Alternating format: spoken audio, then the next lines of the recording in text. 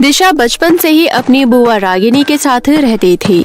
रागिनी की खुद की एक बेटी भी थी जिसका नाम लावण्या था। रागिनी का पति दिशा को प्यार करता था, जिसकी वजह से रागिनी को भी प्यार दिखाने का नाटक करना पड़ता था। लेकिन कुछ महीनों पहले रागिनी के पति की मौत सड़क दुर्घटना में हो जाती है, जिसके बाद से रागिनी दिशा को तंग करना शुरू कर देती है। दिशा दिखने में बहुत काली थी और लावण्या बहुत खूबसूरत थी। रागिनी और लावण्या दोनों मिलकर दिशा को परेशान करते थे।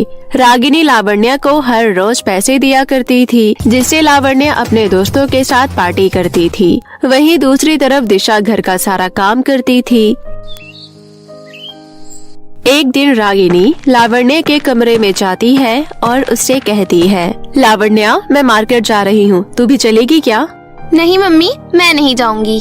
अरे तूने ही तो बोला था कि तुझे मेकअप का सामान चाहिए, फिर अचानक अब क्या? फिर अचानक अब क्यों मार्केट जाने से मना कर रही है? लावण्या ये सुनकर बहुत खुश हो जाती है और बोलती है, मेरी प्यारी मम्मी, ये तो मैं भूल ही गई थी। हाँ, मैं जरूर जाऊंगी। मुझे बहुत सारे ब्रांडेड मेकअप का सामान खरीदना है। चल जल्दी चलते हैं, मुझे भी अपने लिए कुछ साड़ियाँ लेनी है। तुझे भी मेकअप के साथ साथ कुछ कपड़े चाहिए होंगे तो ले लियो। चल दिशा को भी बुला ले। दरअसल मुझे कुछ सब्जियां और फल खरीदना है, तो पहले सब्जियां और फल खरीद कर दिशा को पकड़वा दूंगी, वो घर लेकर आ जाएगी। तभी लावण्या दिशा को बुलाने लगती है। दिशा, जल्दी आजा, मम्मी के साथ मार्केट जाना है। थोड़ी देर बाद दिशा आती है और उसके बाद तीनों मार्केट जाते हैं। रागिनी बहुत सारी सब्जियां और फल खरीद लेती है और दिशा से बोलती है, दिशा, मुझे और लावण्या को कपड़े और मेकअप की शॉपिंग करनी है, इसलिए सब्जियां और फल लेकर तू घर चली जा। और हाँ, घर जाकर रात का खाना बना लियो। दिशा उदास हो जाती है और रागिनी से कहती है, बुआ जी, मुझे भी नए कपड़े चाहिए। इतने साल हो गए हैं और आपने मुझे एक भी नया कपड़ा नहीं दिलवाया है। अच्छा ठीक है, तेरे लिए भी मैं एक कपड़ा ले आऊंगी, और अब तो घर जा, वरना खाना बनने में लेट हो जाएगा। दिशा खुश हो जाती है और सब्जी फल लेकर घर आ जाती है। दोनों माँ बेटी शोरूम में जाकर कपड़े और मेकअप का सामान खरीदने लगती है और थोड़ी देर बाद शॉपिंग करके घर वापस आ जाती है। तभी दिशा किचन से बाहर निकलती है और रागिनी से कहती है, बुआ, आप आ गए बाजार से, अब मुझे मेरी नई ड्रेस दिखाओ। मेरे पास पैसे खत्म हो गए थे, इसलिए मैंने तेरे लिए कुछ नहीं लिया है। लेकिन ये गलत बात है। आपने मुझे कहा था कि आप मेरे लिए ड्रेस लेकर आओगी। वैसे भी लावण्या को आपने इतना सारा मेकअप का सामान और इतने सारे कपड़े दिलाए, लेकिन मेरे लिए एक कपड़े के लिए भी आपके पास पैसे नहीं बचे। ज्यादा मुंह मत चला, चुपचाप जाकर खाना बना। तुझे कौन सा कहीं बाहर जाना होता है? शक्ल देखी अपने काली बिल्ली जैसी। दिशा रोते हुए अपने कमरे में चली जाती है। उस दिन रात को दिशा बिना कुछ खाए पिए सो जाती है। इसी तरह कुछ दिन और बीत जाते हैं और दिशा की तबीयत खराब हो जाती है, जिस वजह से दिशा सुबह सुबह अपने बिस्तर से नहीं उठ पाती है। थोड़ी देर बाद रागिनी गुस्से से दिशा के कमरे में आती है और ताने मारते हुए बोलती है, महारानी विक्टोरिया अभी तक सो रही है। महारानी विक्टोरिया, आपने बताया नहीं कि नाश्ते में आपको क्या चाहिए? बुआ जी, आज मेरी तबीयत बहुत ज्यादा खराब लग रही है, जिस वजह से मुझे बिस्तर से उठा तक नहीं जा रहा है। आजकल मैं देख रही हूँ तू बहुत बहाने देने लगी है। जल्दी से उठ जा, वरना आज मेरा हाथ उठ जाएगा तेरे पर। अभी तक घर का सारा काम पड़ा हुआ है और महारानी विक्टोरिया यहाँ आराम कर रही है।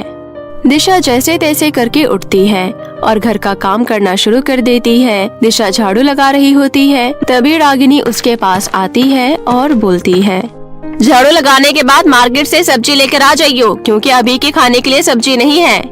थोड़ी देर बाद दिशा सब्जी लेने बाजार चली जाती है। तभी रास्ते में अचानक दिशा चक्कर खाकर जमीन पर बेहोश हो जाती है। तभी वहाँ से एक लड़की गुजर रही होती है और वो दिशा को बेहोश देखकर उस पर पानी छिड़कने लगती है। ऐसा करने से दिशा को होश आ जाता है। तभी वो लड़की दिशा से पूछती है, क्या हुआ? तुम्हें तो बहुत जोर से बुखार है, इसलिए तुम्हें तो घर में आराम करना चाहिए। उस लड़की की ये बात सुनकर दिशा रोने लगती है और बोलती है, हाँ, मुझे बहुत जोर से बुखार है, लेकिन फिर भी मैं सारा काम कर रही हूँ, क्योंकि मेरी बुआ जी को ये सब बहाने लगते हैं। उन्होंने मुझे धमकी दी थी, अगर मैं काम नहीं करूंगी तो वो मेरी बहुत पिटाई करेंगी। इसलिए ना चाहते हुए भी मुझे सारे काम करने पड़ रहे हैं। मैं बचपन से ही अपनी बुआ के साथ रहती हूँ, लेकिन फिर भी बुआ लावण्या की जितना प्यार करना तो दूर की बात है, मुझे उसका 1/4 प्यार भी नहीं करती हैं। मेरी बुआ और लावण्या दिन में 10 बार मुझे काली बिल्ली बोलकर मेरा मजाक बनाती हैं। मुझे ये सब बिल्कुल अच्छा नहीं लगता, लेकिन फिर भी चुपचाप मैं सब सहती रहती हूँ। ये तो बहुत गलत बात है। तुम बचपन से ही उसके साथ रहती हो, फिर भी तुम्हारे लिए उसके मन में प्यार नहीं जगा। लेकिन तुम परेशान मत हो, क्योंकि आज के बाद सब कुछ ठीक होने वाला है। मेरे पास एक ऐसा मस्कारा है जिसे लगाने के बाद तुम खूबसूरत हो जाओगी।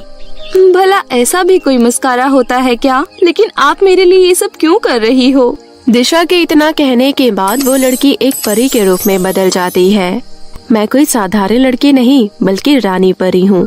मैं तो यूं ही महीने में एक बार साधारण लड़की का रूप लेकर पृथ्वीलोक पर आती हूँ, और जो मुझे सच्चा ईमानदार नजर आता है मैं उसकी मदद भी करती हूँ। अच्छा, लेकिन आप मेरी मदद कैसे करेंगी? अब तुम देखना मेरा कमाल। इतना बोलकर रानी परी अपनी जादुई छड़ी घुमाती है और वहाँ 2 मस्कारा प्रकट कर देती है। ये 2 जादुई मस्कारा है। ये पहला वाला मस्कारा लगाकर तुम दिखने में खूबसूरत हो जाओगी, और इस दूसरे वाले मस्कारे की मदद से मैं तुम्हारी बुआ और उसकी बेटी को सबक सिखाऊंगी। दिशा पहला वाला मस्कारा लगाने लगती है, तभी रानी परी उससे कहती है, रुक जाओ, अभी मस्कारा मत लगाओ, पहले मैं तुम्हारी बुआ को सबक सिखा दूंगी, उसके बाद लगाना। अभी तुम सबसे पहले अंदर अपनी बुआ के सामने जाओ। थोड़ी देर बाद रानी परी दूसरा वाला मस्कारा खुद लगाती है और चुड़ैल का रूप धारण कर लेती है। अरे रानी परी, ये कैसा मस्कारा है जिसने आपको चुड़ैल बना दिया है? तुम डरो मत, अब तुम अपनी बुआ के सामने जाओ, फिर देखना मैं क्या करती हूँ। रानी परी की बात मानकर दिशा रागिनी के पास जाती है। रागिनी गुस्से से दिशा को कहती है, कहाँ मर गई थी अभी तक? मुझे और लावण्य को भूख लग रही है। अरे मम्मी, देखो तो, आपने इसे सब्जी लाने के लिए भेजा था और ये सब्जी लेकर ही नहीं आई है। तू सब्जी लेकर क्यों नहीं आई? आज तो मेरे से बहुत पिटने वाली है। तेरी अकल ठिकाने लाना बहुत जरूरी हो गया है। तभी चुड़ैल के रूप में बनी हुई रानी परी वहाँ आ जाती है। रागिनी और लावण्य उसे देखकर बुरी तरह डर जाती हैं। मम्मी भागो भागो, यहाँ से भागो, देखो चुड़ैल, अगर हम कुछ सेकंड यहाँ और रुके तो ये हमें मारकर खा जाएगी। तूने सही कहा, आज मैं तुम दोनों को मारकर खा जाऊंगी। इतना बोलकर चुड़ैल दोनों माँ बेटी को चाटे ही चाटे मारने लगती है। चुड़ैल बहुत देर तक दोनों माँ बेटी को चाटे मारती है। बोल, आज के बाद कभी भी दिशा को तंग करेगी? अगर तूने दिशा को फिर से तंग किया तो मैं सच में तुम दोनों को मार कर खा जाऊंगी। नहीं नहीं, हमें माफ कर दो, आज के बाद हम दोनों कभी भी उसे तंग नहीं करेंगे। तूने माफी मांगी है, इसलिए अभी तुझे छोड़ रही हूँ। और हाँ, घर का काम खुद कर, सारा काम दिशा पर छोड़ देती है आलसी औरत। मैं कभी कभी यहाँ पर दिशा को देखने आऊंगी, इसलिए ज्यादा चालाकी दिखाने की कोशिश मत करियो। इतना बोलकर चुड़ैल बनी हुई रानी परी वहाँ से चली जाती है। उसके बाद दिशा अपने कमरे में जाती है और पहला वाला मस्कारा लगाकर परियों की तरह खूबसूरत हो जाती है। उस दिन से लावण्य और रागिनी दिशा के साथ बहुत प्यार से रहने लगते हैं। इस तरह दिशा के जीवन में सब कुछ ठीक हो जाता है और वो अपने परिवार के साथ हंसी खुशी जीवन व्यतीत करने लगते हैं। सौतेली बहन और जादुई फेस क्रीम। आनंदपुर नाम के गांव में कीर्ति अपनी सौतेली माँ पूनम और सौतेली बहन निधि के साथ रहती थी। कीर्ति के पापा व्यापारी थे, इसलिए वो व्यापार के सिलसिले से एक जगह से दूसरी जगह जाया करते थे। दोनों सौतेली बहनों को आपस में बहुत प्यार था, लेकिन पूनम को ये सब बिल्कुल अच्छा नहीं लगता था। पूनम की बेटी निधि दिखने में काली थी और कीर्ति दिखने में बहुत खूबसूरत थी, लेकिन फिर भी दोनों बहनें आपस में बहुत खुशी से रहती थी। एक दिन पूनम गुस्से से निधि को कहती है, तुझे कितनी बार बोला है कि कीर्ति के साथ मत रहा कर, ये अच्छी लड़की नहीं है। ये हमारे घर की नौकरानी है और नौकरानी से इतना घुला मिला नहीं करते हैं। ये सब आप मुझे क्यों बोलती रहती हो? कीर्ति मेरी छोटी बहन है और मैं उसे बहुत प्यार करती हूँ। इतना बोलकर निधि वहाँ से चली जाती है। निधि के जाने के बाद पूनम अपने मन में सोचती है, इसे तो कुछ भी बोलना बेकार है। मेरी बेटी है लेकिन मेरे ही हाथ में नहीं है। मैं उस कीर्ति को ही जाकर बोलती हूँ। इतना बोलकर पूनम कीर्ति के पास जाती है और उससे कहती है, मनहूस, मेरी बेटी से दूर रहा कर। आज के बाद मेरी बेटी के साथ खेलती हुई नजर आई तो तेरी हड्डी पसली तोड़ दूंगी। और हाँ, मैं अभी किसी काम से बाहर जा रही हूँ, इसलिए घर की अच्छे से सफाई हो जानी चाहिए। इतना बोलकर पूनम वहाँ से चली जाती है। पूनम के जाने के बाद कीर्ति घर का सारा काम करने लगती है। तभी वहाँ पर निधि आती है और बोलती है, अरे कीर्ति, तू अकेले काम क्यों कर रही है? मुझे भी बुला लेती, फिर हम दोनों जल्दी जल्दी काम खत्म करके खेलते। नहीं दीदी, तुम रहने दो। अगर माँ ने आपको काम करते हुए देख लिया तो मेरी बहुत पिटाई करेगी। इन सब की फिक्र तू मत कर, माँ को बिल्कुल पता नहीं चलेगा। वैसे भी माँ काम की वजह से कहीं बाहर गई है, इसलिए उन्हें आने में टाइम लगेगा। उसके बाद दोनों बहनें एक साथ घर का सारा काम करने लगती है और जल्दी से घर का सारा काम खत्म कर लेती है। इसी तरह वो दिन बीत जाता है।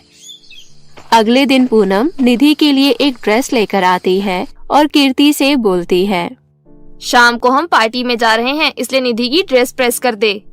लेकिन माँ, मेरे पास तो पार्टी में पहनने के लिए कोई अच्छी ड्रेस है ही नहीं, फिर मैं क्या पहनूंगी? अरे, तूने सोच कैसे लिया कि हम पार्टी में तुझे भी ले जा रहे हैं? तू घर में ही रहेगी।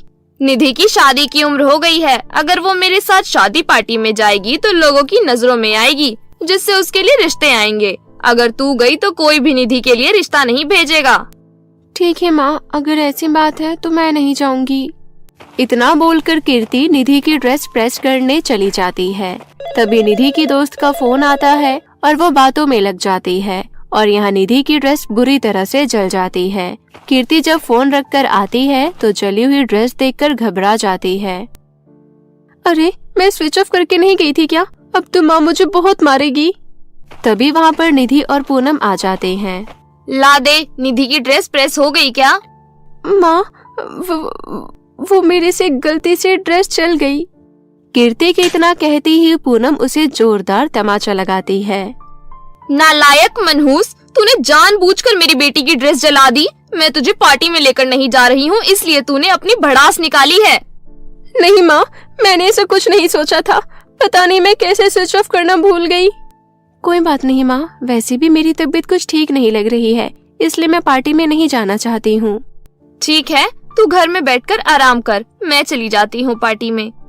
और हाँ नालायक लड़की, मेरी बेटी का अच्छे से ख्याल रखियो।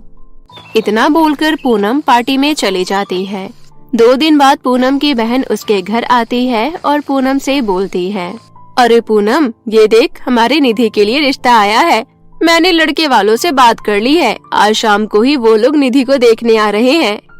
ये आपने बहुत अच्छा किया। मैं अभी से ही शाम की तैयारियां शुरू कर देती हूँ। इतना बोलकर पूनम कीर्ति के कमरे में जाती है और उससे बोलती है, आज शाम को निधि को लड़के वाले देखने आ रहे हैं, इसलिए घर को अच्छे से सजा दे। और हाँ, सारा काम खत्म करके अपने कमरे में चली जाइयो। लड़के वालों के सामने आने की कोई जरूरत नहीं है। ठीक है, मैं सारा काम खत्म करके अपने कमरे में चली जाऊंगी। इतना बोलकर कीर्ति घर के कामों में लग जाती है। कुछ घंटों बाद घर का सारा काम खत्म करके कीर्ति अपने कमरे में चली जाती है। वहीं दूसरी तरफ लड़के वाले भी आ जाते हैं। नमस्ते बहन जी, मुझे अपने बेटे और निधि के रिश्ते के लिए बात करनी है। हाँ हाँ बहन जी, आइए, अंदर आइए। पूनम लड़के वालों को घर के अंदर लेकर आती है और थोड़ी देर बाद निधि चाय नाश्ता लेकर लड़के वालों के सामने आती है। ये मेरी बेटी निधि है। आपके बेटे से शादी करने के बाद ये आपका सारा घर संभाल लेगी। मेरी बेटी को घर के सारे काम करने आते हैं, यहाँ तक कि ये सिलाई, कढ़ाई, बुनाई भी अच्छे से कर लेती है। वो सब तो ठीक है बहन जी, लेकिन शक्ल सूरत भी अच्छी होनी चाहिए। अब मेरे सोसाइटी के लोग आपकी बेटी के काम नहीं देखेंगे, बल्कि इसकी शक्ल देखेंगे, और शक्ल तो इसकी बिल्कुल अच्छी नहीं है। वैसे भी घर के काम के लिए मेरे घर में बहुत सारे नौकर हैं। मुझे तो एक सुंदर बहू चाहिए थी।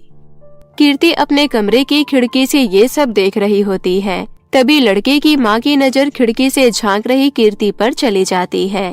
कीर्ति को देखकर लड़के की माँ पूनम से कहती है, ये जो खिड़की से देख रही है वो आपकी ही बेटी है क्या? अगर रिश्ते की बात करनी ही है तो उस लड़की से कीजिए, क्योंकि मैं निधि से तो अपनी बेटी की शादी नहीं करवाऊंगी। अच्छा, तो आप मेरी छोटी बहन कीर्ति के बारे में बोल रहे हैं? मैं अभी उसे बाहर लेकर आती हूँ। निधि कीर्ति को लेकर बाहर आती है और लड़के वाले उसे पसंद कर लेते हैं। लेकिन कीर्ति लड़के की माँ से बोलती है, आंटी जी, मैं आपकी बेटी से शादी नहीं करूंगी क्योंकि आपकी सोच बहुत बुरी है। आप किसी को उसके रंग रूप से देखती हो और मैं शादी करके ऐसे घर में नहीं जाना चाहती हूँ जहाँ भारी खूबसूरती देखा जाता है। कीर्ति की बात सुनकर लड़की की माँ चिढ़ जाती है और वहाँ से चली जाती है। उनके जाने के बाद पूनम कीर्ति से बोलती है, नालायक लड़की, मैंने तुझे कहा था ना कि किसी को नजर मत आइयो। तुझे एक बार में कोई बात समझ नहीं आती है क्या? लेकिन माँ, मैंने अपने रिश्ते के लिए तो उन लोगों को मना कर दिया है। तूने मना कर दिया है तो कौन सा एहसान कर दिया है? अगर तू खिड़की से नहीं देख रही होती तो मेरी बेटी का रिश्ता हो जाता। मेरी बेटी तुझे अपनी छोटी बहन समझती है, लेकिन तूने उससे आज उसी की खुशियाँ छीन ली।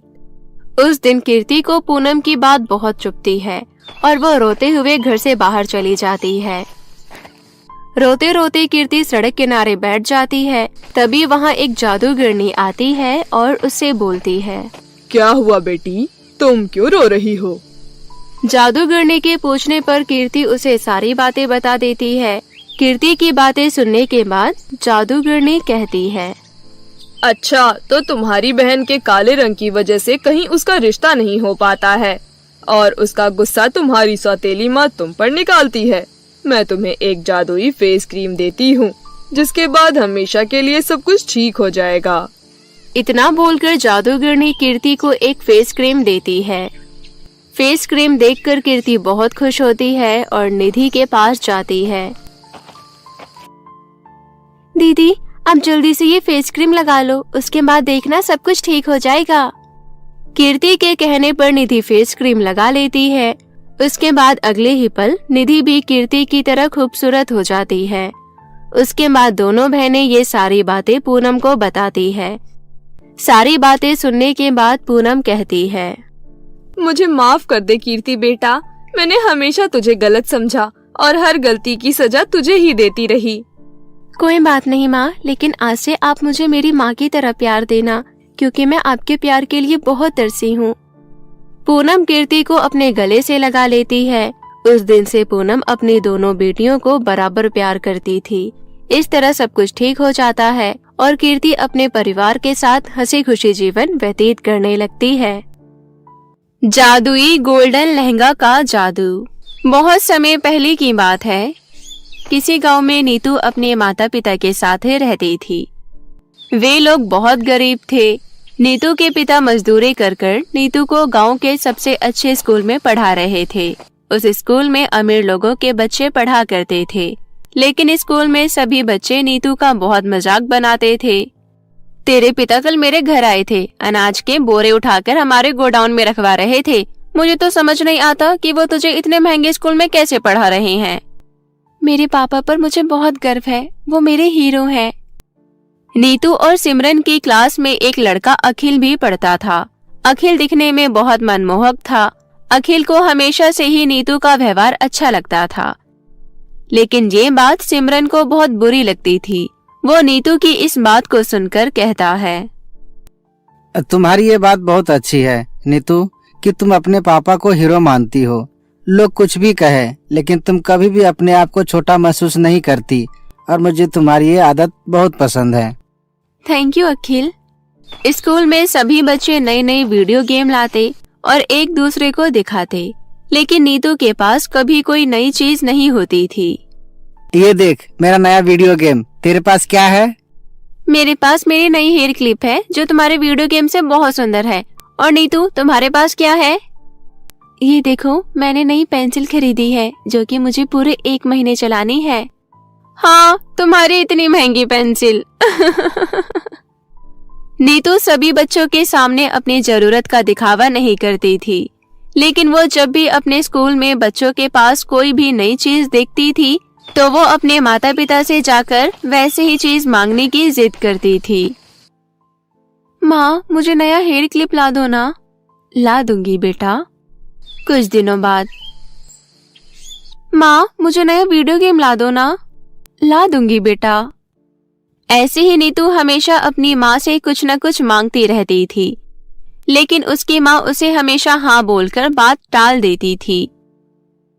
तो तेरी मम्मी ने तुझे नया वीडियो गेम नहीं दिलाया ना? मुझे तो पता ही था वीडियो गेम लेना सबके बस की बात नहीं होती। नहीं सिमरन, मेरी माँ ने हाँ कहा है तो वो मेरे लिए वीडियो गेम जरूर लाएंगी। तभी वहाँ अखिल आ जाता है। दोस्तों, तुम दोनों यहाँ क्या कर रहे हो? मैं अभी तुम्हारे घर आने ही वाली थी अखिल। लेकिन क्यों? भूल गई? परसों मेरा जन्मदिन है, आओगे ना? मैंने तुम्हें दिखाने के लिए बहुत महंगा और बहुत सुंदर गोल्डन लहंगा खरीदा है। क्यों नहीं आऊँगा, बिल्कुल आऊँगा। नीतू, तुम भी आ रही हो ना? हाँ, मैंने नीतू को भी बुलाया है। उसके बाद तीनों अपने अपने घर चले जाते हैं। अपने जन्मदिन वाले दिन में इतनी सुंदर लगने वाली हूँ कि अखिल की नजर मुझ पर से हटेगी ही नहीं, फिर वो नीतू क्या चीज है। वहाँ अपने घर नीतू सोच रही थी, मेरे पास तो सुंदर लहंगा ही नहीं है, मैं क्या पहनकर सिमरन के जन्मदिन में जाऊंगी। ये सोचती हुई नीतू अपने माता पिता से कहती है, माँ, पिताजी, मुझे सिमरन के जन्मदिन में जाना है, लेकिन मेरे पास एक भी अच्छा लहंगा नहीं है। आप मेरे लिए लहंगा ला दीजिए ना। ला दूंगी बेटा, मैं हमेशा सुनती हूँ ला दूंगी, लेकिन आप ना हेयर क्लिप दिलाती हो ना वीडियो गेम, और आप लोग मुझे एक लहंगा भी नहीं दिला सकते। बेटी, मजदूरी से इतने पैसे नहीं मिल पाते कि हम तुम्हारी सारी जरूरतों को पूरा कर सके, माफ करना। आप दोनों अच्छे माता पिता नहीं हो। ये बोलकर नीतू अपने कमरे में चली जाती है। उसके माता पिता को नीतू की भावनाएं महसूस हो रही थी। मेरी बच्ची को हम कुछ भी नहीं दे पाते, मैं अपने हाथों से अपनी बच्ची के लिए एक लहंगा बनाऊंगी। उसके बाद उसकी माँ पूरी रात बैठकर नीतू के लिए एक सुंदर सी लहंगा बनाती है, लेकिन वो लहंगा बहुत सारे कपड़ों को जोड़कर बनाई हुई थी। ये उसे ज्यादा पसंद नहीं आएगी। मुझे बहुत दुख है कि हम अपनी बेटी की छोटी सी ख्वाहिश भी पूरी नहीं कर सकते। मैं चुपके से उसके कमरे में जाकर ये लहंगा रख देती हूँ। उसके बाद रात को ही उसकी माँ दबे पांव जाकर नीतू के कमरे में लहंगा रख देती है। उस समय नीतू जगी हुई थी, लेकिन वो अपने बिस्तर पर सोने का नाटक कर रही थी। अपनी माँ के जाने के बाद नीतू फौरन उठकर वो लहंगा देखती है। क्या मैं ये गंदा सा लहंगा पहनकर सिमरन के जन्मदिन में जाऊंगी? लेकिन माँ ने बहुत मेहनत से इस लहंगे को अपने हाथों से बनाया है। नीतू उस लहंगा को देखकर खुश नहीं थी, लेकिन वो अपनी माँ की बनाई हुई लहंगा की कद्र करती थी, इसलिए वो लहंगा को अपने सिरहाने रखकर सिसक कर सो जाती है। उसी रात परी लोक से एक परी पृथ्वी लोक की सैर करने निकली थी। वो परी नीतू के बारे में सब जानती थी। ये बच्ची कितनी मासूम है, मुझे इसकी मदद करनी चाहिए। इसके बाद वो परी नीतू की माँ की बनाई हुई लहंगा को गोल्डन लहंगा में बदल देती है और वहाँ से चली जाती है। अगले दिन नीतू दुखी मन से उठती है और दुखी मन से अपनी माँ की बनाई हुई लहंगे को देखती है, लेकिन लहंगा देखते ही वो बहुत खुश हो जाती है, क्योंकि वो लहंगा अब एक गोल्डन लहंगे में बदल चुका था। नीतू जोर जोर से अपनी माँ को आवाज लगाने लगती है। उसकी आवाज सुनकर उसके माता पिता वहाँ आते हैं और वो दोनों भी नीतू के हाथ में गोल्डन लहंगा देखकर हैरान रह जाते हैं। माँ, मुझे लगता है कि मैंने कल नींद में इस गोल्डन लहंगा को किसी और रूप में देख लिया होगा। आप दोनों बहुत अच्छे हैं। आप दोनों मेरे लिए इतना सुंदर गोल्डन लहंगा लेकर आए। मैं बहुत बहुत बहुत खुश हूँ। उसके माता पिता दोनों ही उस गोल्डन लहंगे को देखकर हैरान थे, क्योंकि उन्होंने तो कोई और ही लहंगा वहाँ रखा था। लेकिन सुबह उठने के बाद वो लहंगा गोल्डन लहंगे में बदल गया।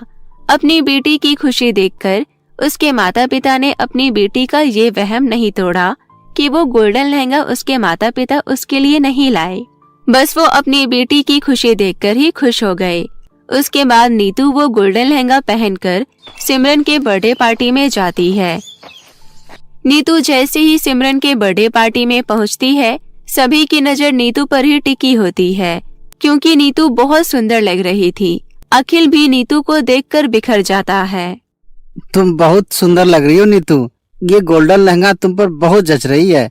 मेरी तो तुमसे नजर ही नहीं हट रही। ये सब देखकर सिमरन को बहुत गुस्सा आता है और वो नीतू को कहती है, कहाँ से मांग कर लाई तुम्हारे माता पिता ये गोल्डन लहंगा? क्योंकि इतना महंगा गोल्डन लहंगा तुम लोगों की खरीदने की औकात नहीं है। तुम बहुत बुरी हो सिमरन, तुम्हें कैसे कह सकती हो? ये बोलती हुई नीतू रोती हुई अपने घर चली जाती है। और नीतू को मनाने के लिए अखिल भी उसके पीछे पीछे चला जाता है। ये सब देखकर सिमरन को बहुत गुस्सा आता है और वो अपने बर्थडे पार्टी में आए हुए सभी लोगों को भगा देती है। नीतू रुक जाओ, मत रो। अगर आज मेरे माता पिता का भी अपना व्यापार होता तो हम भी गरीब नहीं होते, हम भी बहुत अमीर होते। फिर मुझे सिमरन के ताने सुनने की जरूरत नहीं होती। तुम जैसी भी हो ठीक हो, अब चुप हो जाओ। उसके बाद नीतू अपने घर चली जाती है। घर जाने के बाद नीतू देखती है कि उसके घर में बहुत सारे खिलौने रखे हुए हैं। पिताजी, इतने सारे खिलौने हमारे घर में कहाँ से आए? बेटी, मैं सड़क पर चल रहा था और चलते चलते मुझे सड़क पर पड़ा हुआ एक लॉटरी का टिकट मिल गया और भाग्य से उस टिकट पर मुझे पूरे 1.5 लाख रुपए मिले। उसके बाद मैंने ही तुम्हारे पिता को कहा कि हमें किसी चीज का व्यापार शुरू करना चाहिए। धीरे धीरे कर ही इंसान आगे बढ़ता है।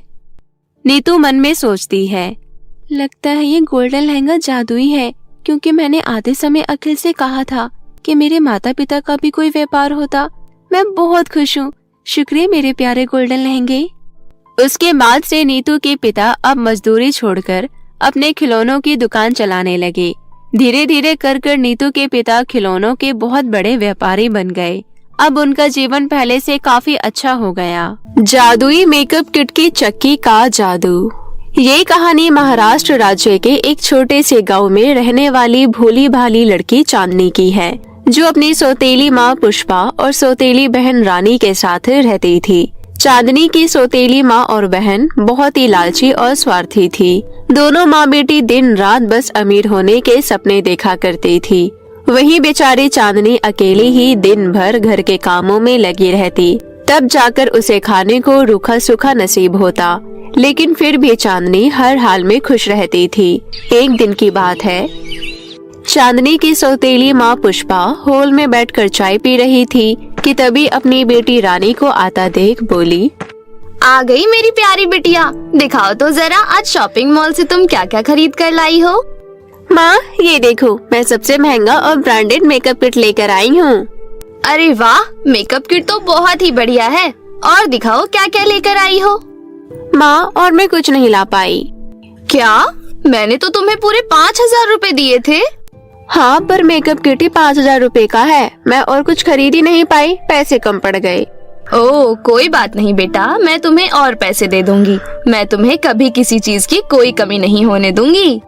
वहीं हॉल में चांदनी सफाई कर रही थी। मेकअप किट देखकर उसे रहा नहीं गया और वो बोली, रानी तुम्हारे पास पहले से ही बहुत सारे मेकअप किट है, ये मेकअप किट मुझे दे दो। मेरा भी बड़ा मन करता है आईने के सामने बैठकर सजने संवरने का। चांदनी की ये बात सुनते ही रानी को गुस्सा आ गया। क्या कहा तूने? तुझे मेरा मेकअप किट चाहिए? अपनी शक्ल देखी आईने में, काली भैंस कहीं की। देखो ना माँ, सुना तुमने कि क्या कह रही है? क्यों रे करमजली, मेरी बेटी की मेकअप किट पर नजर लगाएगी? चल जा यहाँ से और जूठे बर्तन साफ कर, समझी? कामचोर कहीं की।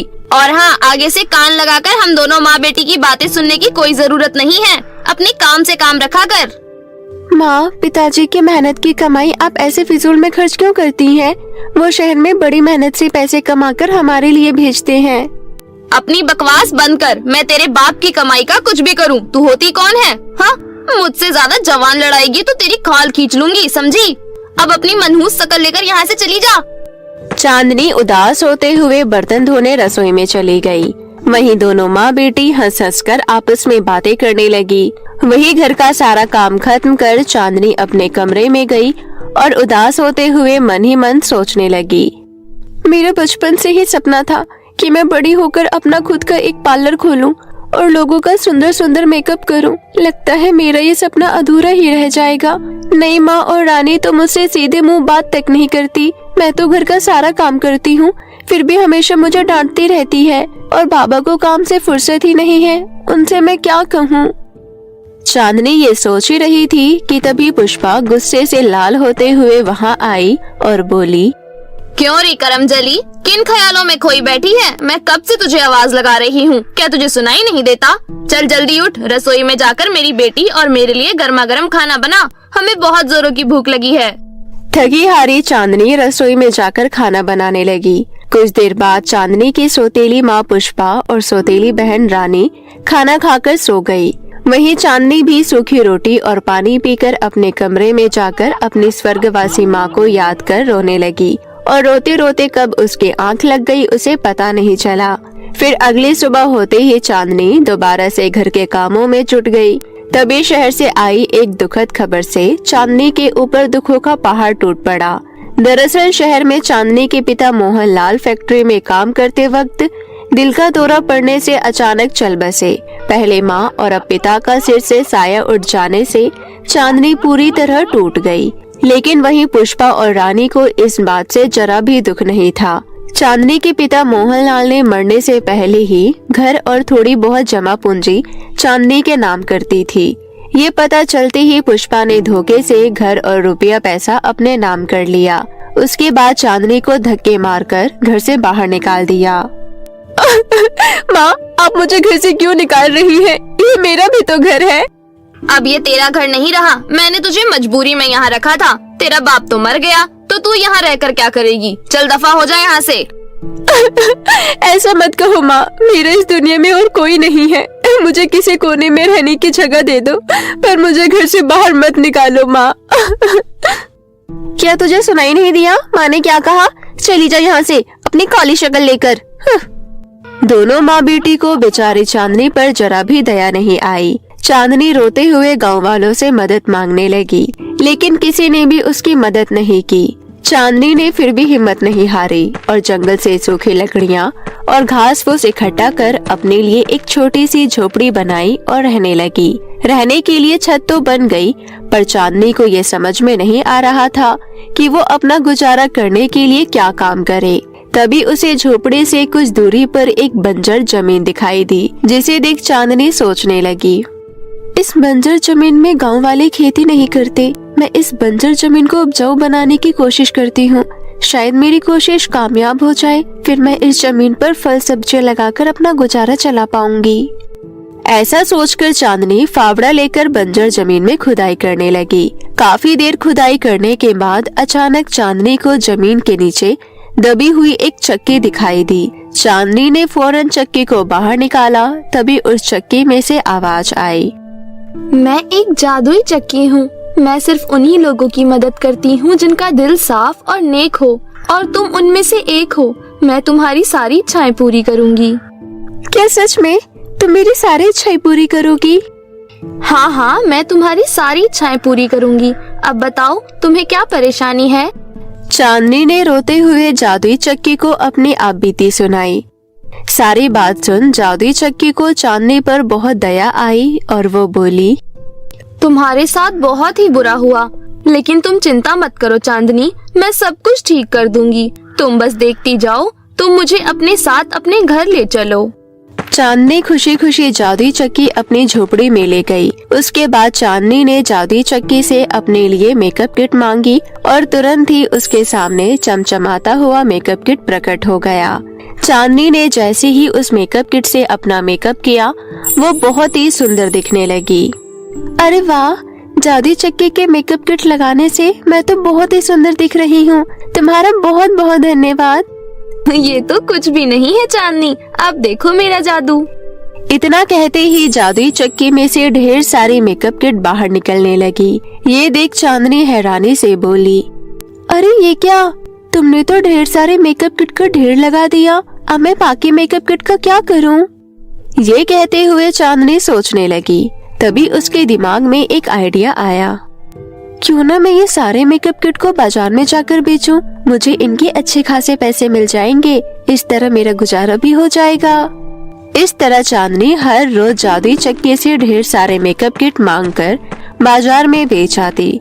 चांदनी को मेकअप किट बेचकर जो भी पैसे मिलते, उससे वो थोड़ा बहुत अपना घर का खर्चा चलाती और बाकी पैसे बचा कर रखती। धीरे धीरे चांदनी की आर्थिक स्थिति ठीक हो गई। फिर एक दिन चांदनी ने अपना एक ब्यूटी पार्लर खोला और जादुई चक्की के मेकअप किट से लोगों का मेकअप करने लगी। देखते ही देखते कुछ ही दिनों में चांदनी का पार्लर गांव भर में मशहूर हो गया और वो ढेर सारे पैसे कमाने लगी। अब चांदनी गांव की सबसे अमीर लड़की बन गई। जब इस बात का पता उसकी सौतेली माँ पुष्पा और सौतेली बहन रानी को लगा, तो वो ईर्ष्या से जलने लगी।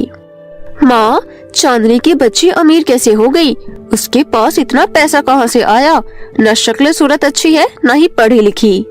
वही तो मैं भी सोच रही हूँ। हमने उसे एक फुटी कौड़ी नहीं दी, फिर भी देखो आज कितनी अमीर है। माँ, मुझे तो लगता है इसके हाथ कोई कीमती चीज लग गई है, जिसकी वजह से वो इतनी अमीर हो गई है। हमें पता लगाना होगा। हाँ बेटी, चलकर उस पर नजर रखते हैं। आखिर पता तो लगाएं कम बखत के पास इतना सब कुछ कहाँ से आ गया।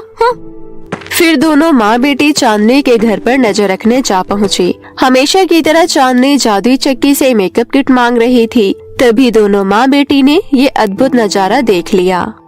बेटी, कहीं मैं कोई सपना तो नहीं देख रही? इस मनहूस के पास तो जादुई चक्की है जिससे ढेर सारी मेकअप किट निकलती है। माँ, हमें ये जादुई चक्की से छीन लेनी चाहिए। फिर हम जादुई चक्की की मेकअप किट की मदद से जल्दी सबसे अमीर हो जाएंगे। हमारे पास भी आलीशान बंगला, बड़ी गाड़ी, सोना चांदी सब कुछ होगा। अरे माँ, सिर्फ ख्याली पुलाव ही बनाती रहोगी या फिर उस चक्की को चुराने का प्लान भी बनाओगी? मैंने सब सोच लिया रानी बिटिया। हम जादुई चक्की को चुराकर शहर भाग जाएंगे, क्योंकि जादुई चक्की हमारी सारी इच्छाएं पूरी कर सकती है। अब हम इस फटीचर गांव में नहीं बल्कि शहर में आलीशान बंगला बनाकर रहेंगे। उसके बाद दोनों माँ बेटी जादुई चक्की को चुराने का प्लान बनाया और रात होने का इंतजार करने लगी। फिर चांदनी के गहरे नींद में सो जाने के बाद चांदनी की सौतेली माँ पुष्पा कमरे में दाखिल हुई और जादुई चक्की चुराकर फौरन नदी किनारे पहुँची। वहाँ पहले से ही एक नाव में उसकी बेटी रानी उसका इंतजार कर रही थी। जल्दी आओ माँ, फटाफट से नाव में बैठ जाओ, यहाँ से जल्दी निकल चलते हैं। पुष्पा जादुई चक्की लेकर खुश होते हुए फौरन नाव में बैठ गई और बोली, मुझसे तो बिल्कुल भी सब्र नहीं हो रहा है। पता नहीं कब शहर पहुँचेंगे। पुष्पा खुश होते हुए बातें कर ही रही थी कि तभी चक्की का आकार बढ़ने लगा। ये देख दोनों माँ बेटी घबरा गई। अरे ये क्या? चक्की का आकार तो अपने आप बढ़ रहा है। ज्यादा भार पड़ने से ऐसे तो हमारी नाव डूब जाएगी। अब क्या करें? माँ, कुछ करो, मुझे तैरना नहीं आता। माँ, मुझे बचा लो। तेरी माँ को कौन सा तैरना आता है? कोई बचाओ हमें। कोई बचाओ। ये कहते हुए दोनों माँ बेटी मदद के लिए जोर जोर से पुकारने लगी, लेकिन रात के अंधेरे में उन दोनों की पुकार कौन सुनता और देखते ही देखते वो दोनों नदी में डूबकर मर गई। इस तरह पुष्पा और उसकी बेटी रानी को उनके लालच और किए की सजा मिल गई। वहीं दूसरी ओर चांदनी एक हंसी खुशी जीवन बिताने लगी। जादुई गोल्डन बालों का जादुई पेड़। हरियाणा के एक छोटे से गांव में पिंकी नाम की एक लड़की रहती थी। पिंकी दिखने में बहुत ही ज्यादा खूबसूरत थी। उसके लंबे घने गोल्डन बाल उसकी खूबसूरती में चार चांद लगा देते थे। पिंकी की खूबसूरती और लंबे घने गोल्डन बालों की तारीफ लोग करते नहीं थकते थे। पिंकी की एक छोटी बहन भी थी जिसका नाम निधि था। निधि पिंकी से बहुत जलती थी। उसे पिंकी एक आंख नहीं भाती थी। वो हमेशा ही पिंकी को नीचा दिखाने की कोशिश करती रहती थी, लेकिन हर बार उसकी कोशिश नाकाम हो जाती थी। लेकिन पिंकी अपनी छोटी बहन निधि से बहुत प्यार करती थी, जिस वजह से वो हर बार उसकी गलतियों को नजरअंदाज कर देती थी। एक बार की बात है, निधि और पिंकी आम के बगीचे में घूम रही थी। तभी वहाँ उन दोनों की सहेली सुरीली आती है। वो पिंकी से कहती है, अरे वाह पिंकी, आज तो तुम खूब चमक रही हो। ऊपर से तुम्हारे ये गोल्डन बाल तुम्हारे गोरे रंग पर कितने जचते हैं। काश कि ऐसे बाल मेरी भी होते, मजा ही आ जाता। ऐसा नहीं है सुरीली, तुम भी बहुत खूबसूरत हो और तुम पर ऐसे बाल भी अच्छे लगते हैं। इस तरह दोनों एक दूसरे की तारीफ करने लगते हैं। तभी निधि मन ही मन सोचती है, ये लोग यहाँ भी शुरू हो गए। पता नहीं इस पिंकी की बच्चे ने सबको क्या घोल कर पिला रखा है। जिसको देखो इसी के गुणगान करने में लगा रहता है। इतनी भी कोई हूर की परी नहीं है ये, जिसे देखो बस इसी की तारीफ करते रहता है। तभी सुरीली पिंकी से कहती है, तुझे पता है पिंकी, अपनी वो जो गांव की ठकुराइन है ना, लीलावती, तुझे याद है उसका बेटा कितना हैंडसम है, पर हम उसे ज्यादा देख नहीं पाते क्योंकि वो दुबई में रहता है ना। तुझे पता है कल वो यहाँ आ रहा है और सुना है इस बार वो अपने लिए लड़की देखने आ रहा है। तुझे पता नहीं है, ये हैंडसम लड़के बहुत बिगड़े हुए होते हैं। इन्हें अपनी सुंदरता पर बहुत घमंड होता है। ऐसा कुछ भी नहीं है, वो लड़का कलयुग का राम है, राम। इतना शरीफ कि पूछो मत। ऊपर से गरीबों की मदद करना उसे बहुत पसंद है। वो तो लड़कियों को देखकर अपनी नजरें झुका लेता है। इतना शर्मीला है और हैंडसम तो इतना है कि क्या ही बताऊं। अच्छी बात है ये तो। अच्छी बात तो ये तेरे लिए है। तू हमारे गांव में सबसे सुंदर है और जहाँ तक कि मैं तुझे जानती हूँ तो दिल की भी बहुत अच्छी है। मुझे तो लगता है सक्षम तुझे ही पसंद करेगा। सुरीली की इस बात पर पिंकी थोड़ा सा शर्मा जाती है और कहती है, तुम भी ना सुरीली, मुझे कोई शादी वादी नहीं करनी है। अच्छा जी, बेटा मन में तो तेरे लड्डू फूट रहे हैं। मुझे दिखाने के लिए ऐसे बातें कर रही है। सब समझती हूँ मैं। चुप कर पगली। दोनों सहेलियां बातें करते करते हंसने लग जाती है। वहीं खड़ी निधि ये सब सुनकर जल भुन गई थी। वो अपने मन में सोचती है, हर बार मैं इस पिंकी की वजह से हर चीज में पीछे हो जाती हूँ। इस बार मैं ऐसा हरगिज नहीं होने दूंगी। सक्षम तो मुझे ही शादी के लिए पसंद करेगा, चाहे मुझे इसके लिए कुछ भी क्यों ना करना पड़े। अब तो उसकी दुल्हन मैं ही बनूंगी। अगले दिन ठकुराइन अपने बेटे के आने की खुशी में गांव के सभी लोगों को पार्टी देती है। पार्टी में जाने के लिए पिंकी भी बहुत एक्साइटेड थी। उसने पार्टी में पहनने के लिए अपनी सबसे अच्छी ड्रेस निकाली थी। ड्रेस निकालकर पिंकी नहाने चली जाती है। तभी मौका पाकर उसकी छोटी बहन निधि उसके उन कपड़ों को जला देती है और मन ही मन सोचती है, अब आएगा मजा। अब देखती हूँ ये कैसे उस पार्टी में जाती है। जब पिंकी नहाकर बाहर आती है तो अपने जले हुए कपड़ों को देखकर बोलती है, हे भगवान, ये मेरे कपड़े कैसे जल गए? क्या करूं, कुछ समझ नहीं आ रहा है। लगता है अब मुझे पार्टी में जाने के लिए साधारण से कपड़े पहनने पड़ेंगे। पिंकी साधारण से स्कर्ट पहनकर पार्टी में पहुंच जाती है। वहां जाकर वो देखती है कि घर तो बहुत अच्छे से सजा हुआ था। वहीं पर मस्त सूट बूट में सक्षम खड़ा हुआ था। सक्षम का चेहरा बहुत ही मनमोहक था। पिंकी तो एकटक सक्षम को ही देखे जा रही थी और सक्षम भी पिंकी को देख रहा था। पिंकी शर्मा कर आगे बढ़ती है। तभी गुस्से में निधि अपना पैर आगे कर पिंकी को गिरा देती है, लेकिन सक्षम पिंकी को गिरने नहीं देता और उसे अपनी बाहों में भर लेता है और दोनों एक दूसरे को देखने लगते हैं, मानो उन्हें एक दूसरे की आंखों में अपने लिए प्यार दिख रहा हो। सक्षम को पिंकी बहुत पसंद आती है। वो अपनी माँ यानी कि ठकुराइन को कहता है, माँ, मुझे जिस लड़की की तलाश थी मुझे वो मिल गई है। मुझे किसी लड़की में सादगी और उसके सुनहरे लंबे बाल बहुत भाते हैं और मुझे हमेशा से ऐसी ही लड़की चाहिए थी। बेटा ये तो बहुत अच्छी बात है, लेकिन बता तो सही वो लड़की कौन है? माँ, वो लड़की कोई और नहीं बल्कि पिंकी है। सक्षम की ये बात सुनकर सभी लोग बहुत खुश होते हैं और सभी तालियां बजाने लगते हैं। ये सब सुनकर पिंकी भी बहुत खुश होती है। वहीं दूसरी तरफ ये सब देखकर निधि मुंह बनाते हुए वहाँ से बाहर चली जाती है। सक्षम शादी के लिए पिंकी को पसंद कर लेता है। अगले ही हफ्ते उन दोनों की शादी की तारीख भी तय हो जाती है। दूसरी तरफ निधि सोचती है, मेरे इतना सब कुछ करने के बावजूद वही हुआ जो नहीं होना चाहिए था। मैंने उसके कपड़े जला दिए थे, फिर भी वो पुराने कपड़े पहनकर ही पार्टी में चली गई। और हैरानी की बात तो ये है कि सक्षम को वो पसंद भी आ गई और अब तो उनकी शादी की तारीख भी तय हो गई है। मुझे कुछ तो करना होगा। कुछ सोच निधि, तू ये मौका नहीं गवा सकती। मैं इस बार हार नहीं मानूंगी। पिंकी की बच्ची सक्षम मेरा है। उसकी शादी सिर्फ मुझसे ही होगी। उसकी दुल्हन मेरे अलावा और कोई नहीं बन सकता। अब देख तू मैं तेरे साथ क्या करती हूँ। शादी से ठीक एक दिन पहले निधि पिंकी के कमरे में जाती है और उसके शैम्पू की जगह हेयर रिमूवल केमिकल रख देती है। अब आएगा मजा। मैं भी देखती हूँ इसके टकली होने के बाद सक्षम कैसे इससे शादी करेगा।